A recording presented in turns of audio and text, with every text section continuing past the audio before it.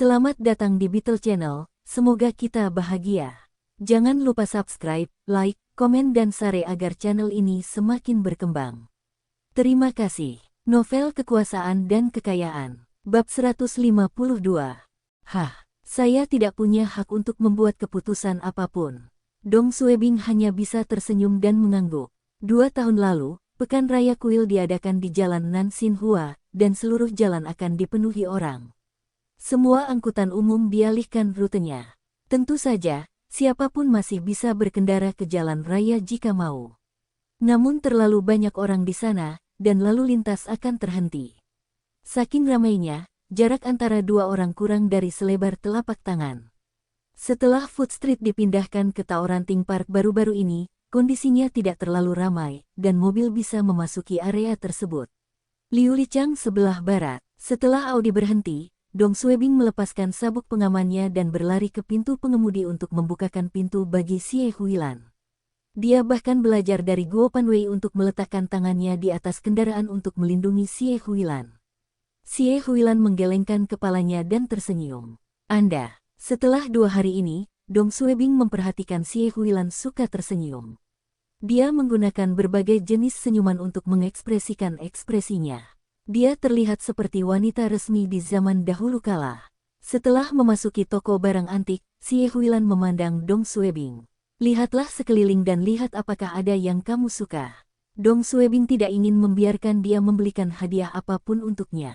Tetapi jika dia tidak memilih apapun, dia tidak akan setuju. Jadi, setelah berkeliling toko, dia berhenti di depan rak kayu dan menunjuk ke labu belalang yang terbuat dari kayu rosewood. Dong Suebing tahu ini adalah barang termurah di toko. Bahkan lukisan, kaligrafi, dan tembikar bermutu rendah pun lebih mahal. Suster Xie, ini labu yang bagus. Xie Huilan tertawa. Ini hampir akhir musim pemeliharaan belalang. Pilih yang lebih baik, oke. Dong Suebing tersenyum malu-malu. Saya suka ini. Bagus. Xie Huilan bertanya kepada penjaga toko tentang harga labu itu. Harganya 2000 RMB, dan dia membayar tanpa mengucapkan sepatah kata pun. Dia kemudian memberikan labu itu kepada Dong Suebing. Mari kita melihat-lihat. Hadiah ini terlalu murah. Tidak apa-apa. Tidak apa-apa. Dong Suebing memegang labu belalang. Ini cukup bagus. Terima kasih, Suster Xie. Xie Huilan menggelengkan kepalanya dan tertawa. Aku tahu kamu tidak akan memilih apapun. Mari kita berjalan-jalan dan melihat apakah ada yang lebih baik. Dia melihat Dong Suebing masih ingin menolaknya, dia segera melambaikan tangannya untuk menghentikannya. Aku tidak akan membelikannya untukmu, oke.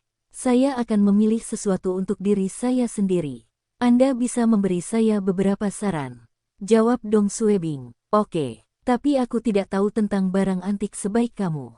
Hahaha, berhentilah menyanjungku. Ayo pergi. Banyak toko di Liulichang tutup. Setelah berjalan beberapa saat, Xie Huilan tidak melihat apapun yang menarik perhatiannya.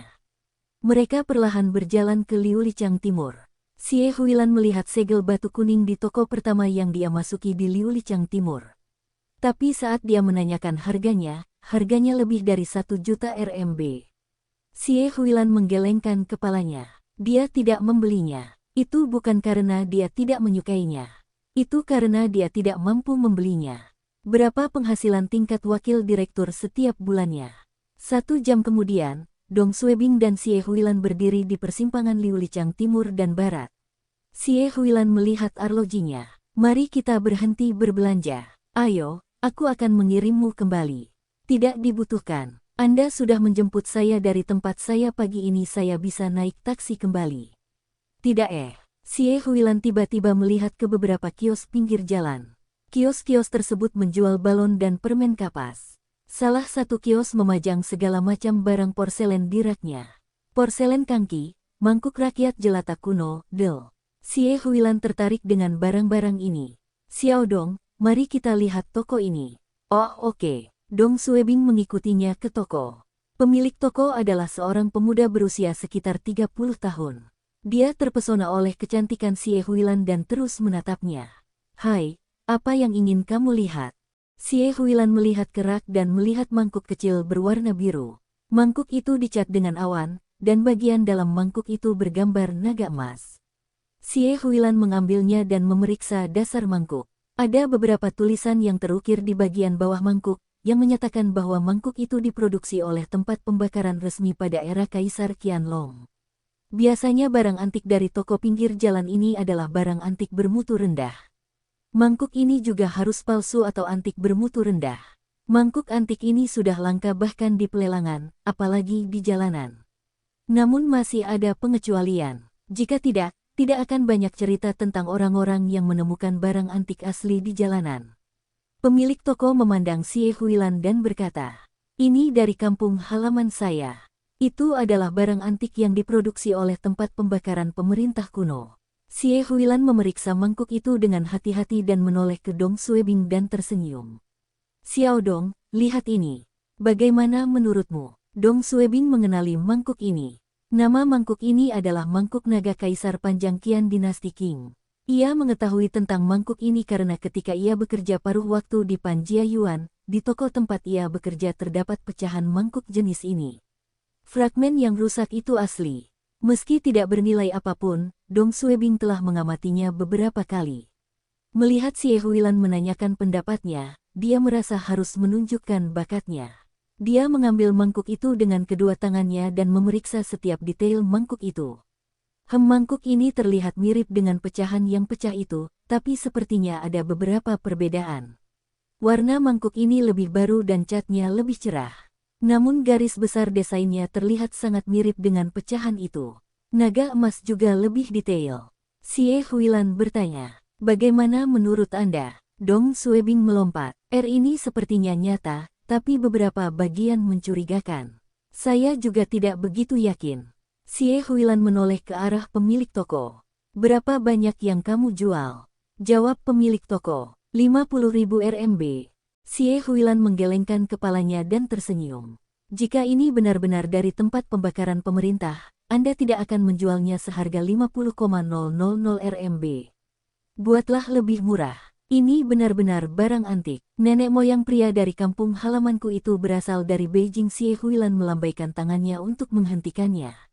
"Mari kita bicara soal harga dan bukan ceritanya." "Oke." Pemilik toko tersenyum malu. "Saya mendapat mangkuk ini dengan harga 40.000 RMB.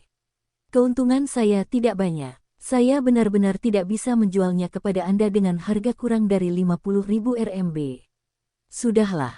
Jika mangkuk ini asli, nilainya akan lebih dari beberapa ratus ribu. Ini dianggap menemukan harta karun di jalanan. Jika mangkuk ini dijual dengan harga beberapa ratus atau ribuan, tidak masalah untuk bertaruh. Namun 50.000 RMB bukanlah jumlah yang kecil. Selain itu, Dong Suebing dan Xie Huilan tidak dapat memastikan apakah mangkuk ini asli. Lebih dari 70 hingga 80% mangkuk yang ada di pasaran adalah palsu. Itu sebabnya Xie Huilan memutuskan untuk tidak membelinya. "Xiao Dong, ayo pergi." Dong Suebing kecewa karena gagal membuat Xie Huilan terkesan. "Ini adalah masalah barang antik. Sekalipun Anda pernah melihat barang antik asli dan memahaminya dengan baik, namun sulit membedakan barang palsu dan asli. Ini karena cara barang antik itu dilestarikan. Jika dirawat dengan baik maka warna dan lukisannya akan berbeda dengan barang antik lain yang tidak dirawat dengan baik. Kalau aku bisa memeriksanya dari bagian yang rusak." Dia telah memeriksa bagian pecah dari pecahan mangkuk naga Kaisar Panjang Qian dinasti Qing sebelumnya. Dia bisa mengetahui apakah mangkuk itu asli atau palsu dari bagian yang pecah. Tidak peduli seberapa nyata lukisan luarnya, bagian yang retak siapa yang tahu. Ada ribuan cara untuk mengautentikasi suatu barang antik dan tidak ada seorang pun di dunia ini yang akan menghancurkan barang antik untuk mengautentikasinya. Jika barang antik itu ditemukan asli melalui metode ini, maka itu tidak ada artinya. Mangkuknya sudah pecah dan nilainya. Dong Suebing menghentikan langkahnya ketika dia berpikir sampai di sini. Brengsek, ada seseorang yang bisa mengautentikasi barang antik melalui metode gila ini. Dong Suebing lah yang bisa melakukan ini.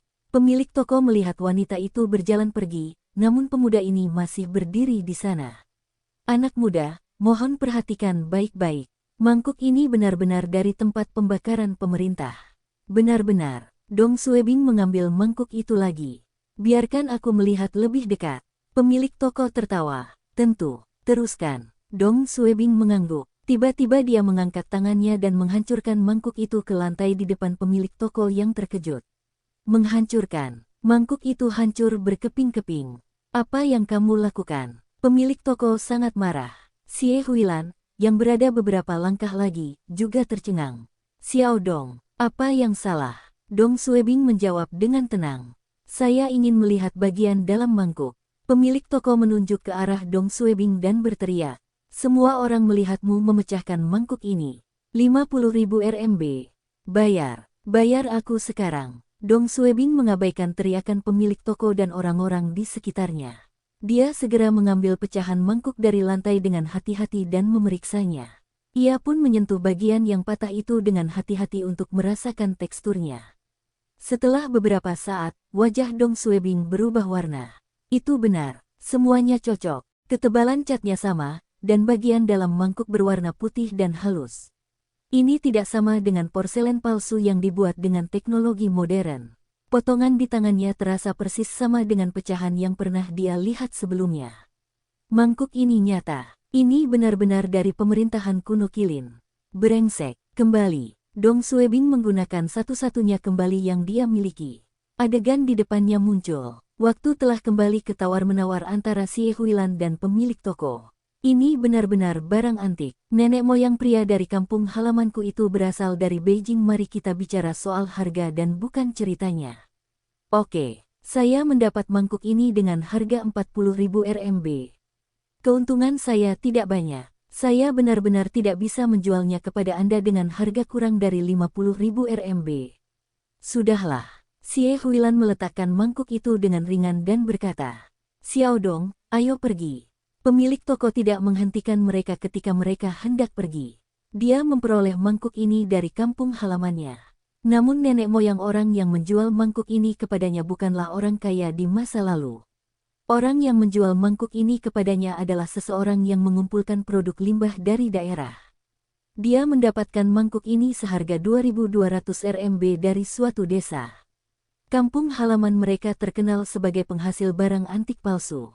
Ada banyak pabrik kecil di sana, dan pemilik toko mengira mangkuk ini juga palsu. Dia hanya mencoba peruntungannya untuk melihat apakah dia bisa melihat mangkuk ini seharga 50.000 RMB. Bersambung, terima kasih telah menyaksikan dan mendukung channel ini.